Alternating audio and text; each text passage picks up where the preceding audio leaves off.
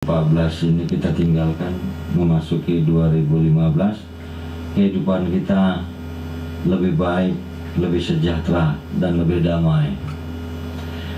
Karena kalau hari ini dengan di 2015 nanti sama saja, ini namanya kalau dalam bahasa Inggris tekor. Artinya tidak ada perubahan yang lebih baik. Jadi kita berusaha bersama-sama untuk merubah diri kita sekuat tenaga dengan segala kemampuan. Karena ada kemauan, tentu ada dukungan dan ada jalan untuk itu. Yang paling menjadi masalah adalah tidak adanya kemauan seseorang untuk merubah dirinya menjadi lebih baik. Di tahun ini, di 31 Desember 2014, yang sesaat lagi akan kita tinggalkan, tidak perlu kita pesta, menghabiskan uang ratusan ribu, apalagi sampai jutaan, ya, membakar-bakar mercun, jalanan rame, dan dihiasi dengan maksiat. Artinya apa? Pacar-pacaran, bonceng-boncengan, nanti singgahnya ke hotel. Nah, ini tentu akan menimbulkan masalah. Nah, masalah ini tentu menjadi masalah kita bersama. Masalah anak bangsa adalah masalah kita semua. Saudaraku, para pendengar, dimanapun Anda berada, saat ini masih bersama Simponi 103,4 FM. Telah hadir ke studio saudara kita dari Gapatar, Gerakan Pajar Nusantara, DPD Sumatera Utara. Telah hadir Ketua DPK Kota Medan, Ketua Gapatar DPK Kota Medan, Dewan Pimpinan Kota Medan, ya, yaitu Anton Ramadhanu ST, didampingi oleh Robi Heldi ST. Ini dua-dua ST, ya kan, susu telur.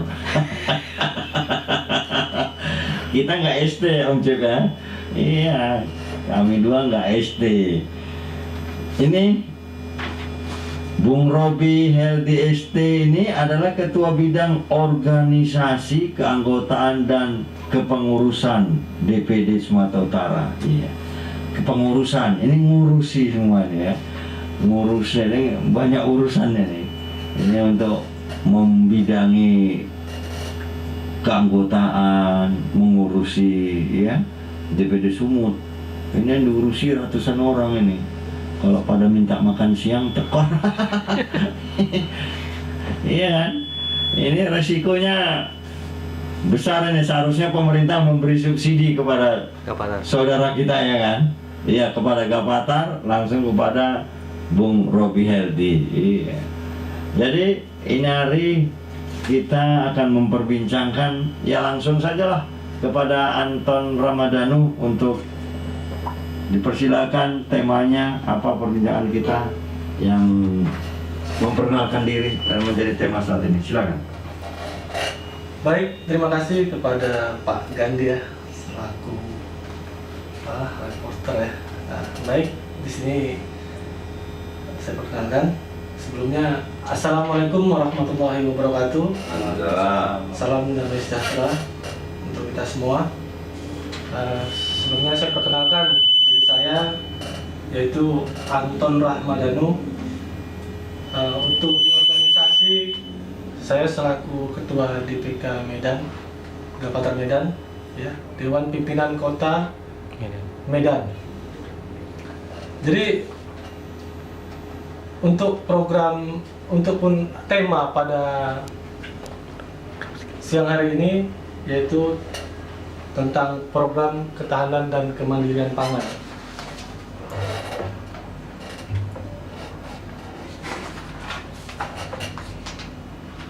Jadi sedikit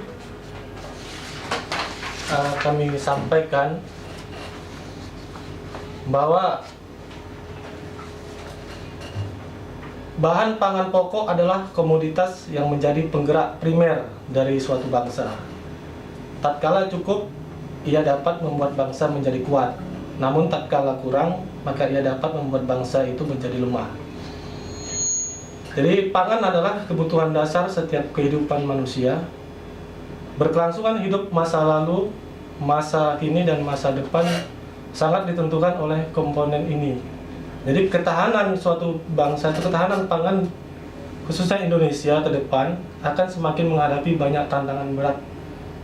Gitu. Ya, kita melihat salah satunya ya yang pertama meliputi laju pertumbuhan penduduk yang masih tinggi dan dengan jumlah penduduk yang besar. Kemudian ketergantungan konsumsi beras dalam pola konsumsi pangan yang masih tinggi. Konversi lahan pertanian yang masih tinggi dan tidak terkendali. Kemudian infrastruktur pertanian masih kurang memadai. Kemudian kurang berminatnya generasi bangsa untuk bertani. Dan yang terakhir membanjirnya produk pangan impor. Nah, jadi hal inilah yang kami rasa kami perlu selaku organisasi Gerakan Fajar Nusantara untuk membuat satu program yang mana program itu adalah dinamakan program ketahanan dan kemandirian pangan. Saya rasa demikian Pak Gandhi sebagai mukadimah dan perkenalan kita gitu. Ya, terima kasih pada Bung Anton Ramadhano. Ya, kita langsung saja pada Bung Robi Heldi ST. Nah, ini kan tentu hal yang sangat penting. Mungkin bisa jelaskan apa yang melatar belakangi program KKP di organisasi Gavatar ini, bisa jelaskan atau Ramadan yang menjelaskan? Bisa dijelaskan oleh Robi ya, yang melatar belakangi program KKP ini. Tadi KKP ini apa namanya? Ketahanan Kementerian Pangan. Ketahanan Kementerian Pangan, ya kan? Artinya kita harus memiliki stok pangan yang cukup. Yang kita semakin modern, semakin hari, semakin lama merdeka, kok malah makanannya ekspor, impor dari luar negeri. Sebentar lagi ubi pun kita impor dari luar negeri. Ya, ini ada apa di sini kan? Nah, ini harus memang menjadi pemikiran oleh kita. Nah, Gavatar telah membuat hal ini.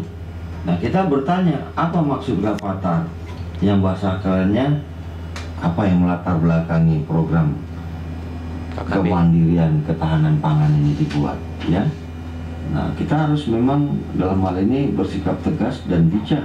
Jangan rakyat disuruh makan ubi. Rakyatnya, pejabatnya enak-enak makan di restoran.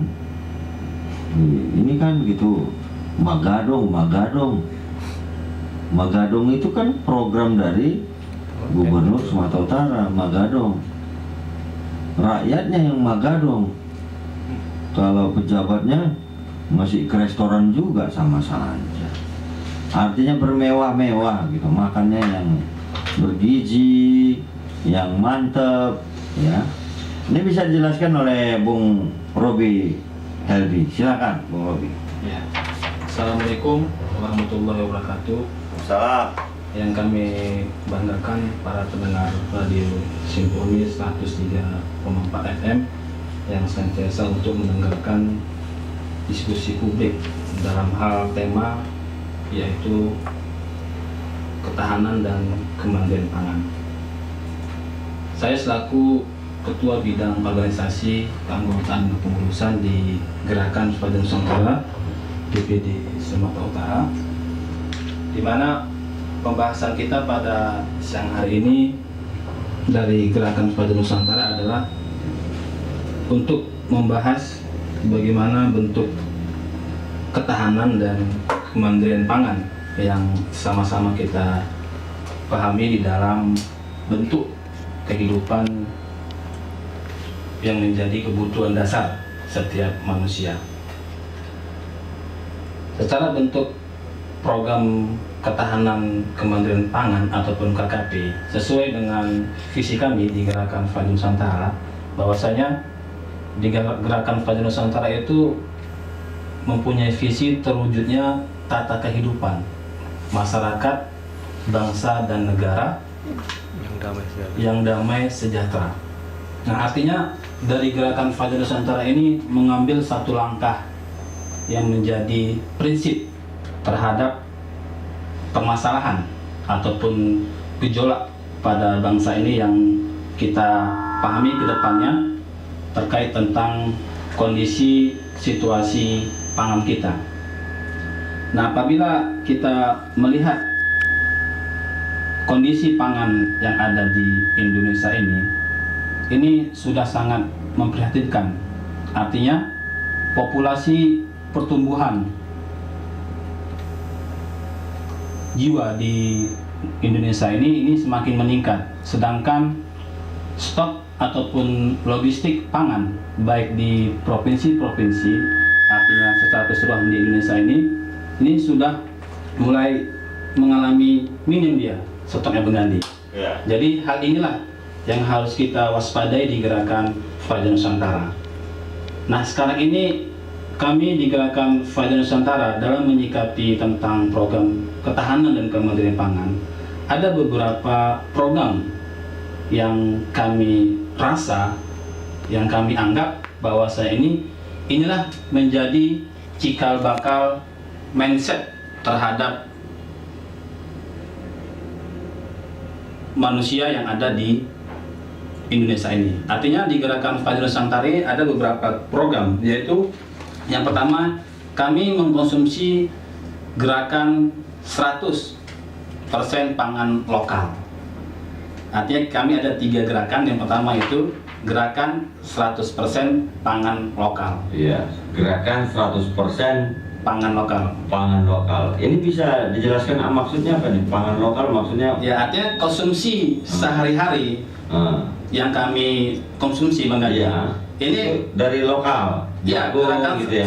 100% pangan lokal ini kita konsumsi dari umbi-umbian, Umbi-umbian, jagung. Jadi hal inilah yang mengkikis Iya. terhadap bagaimana kita dapat menjaga ketahanan pangan kita. Jadi kita mulai dari hal-hal yang kecil terlebih dahulu Bang Gandhi. Iya.